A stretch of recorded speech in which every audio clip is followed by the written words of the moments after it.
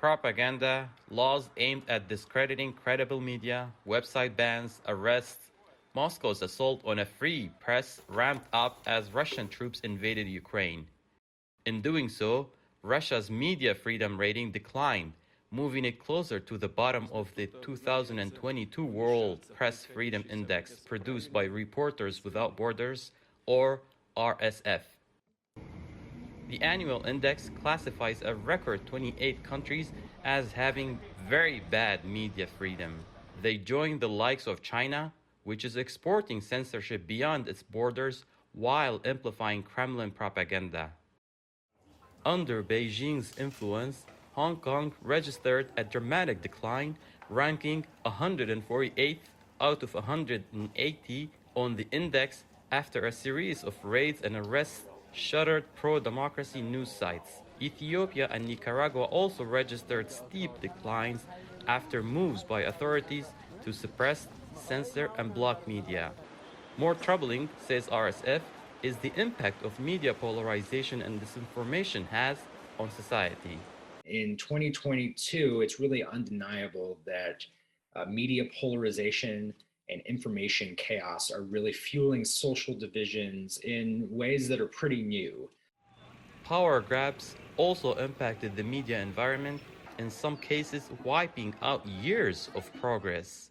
The coup in Myanmar marked a 10-year setback for media rights, with journalists detained, media license revoked, and many news outlets returning to exile.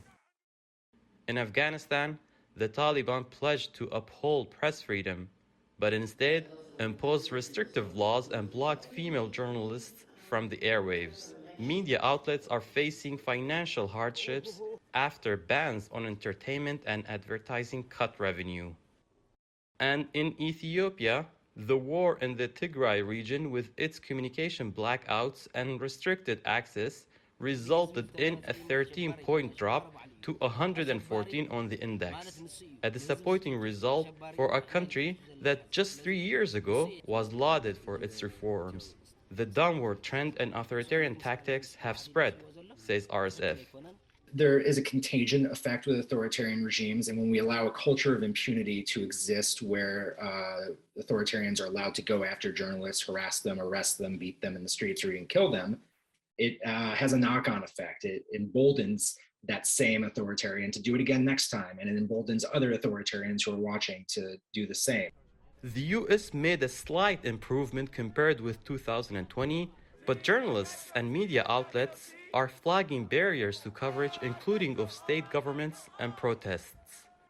We typically find that this is either due to just a blatant disregard for the laws governing open records or open meetings, or they're simply misinterpreting them. An individual is misinterpreting whether a journalist can be present at a particular event.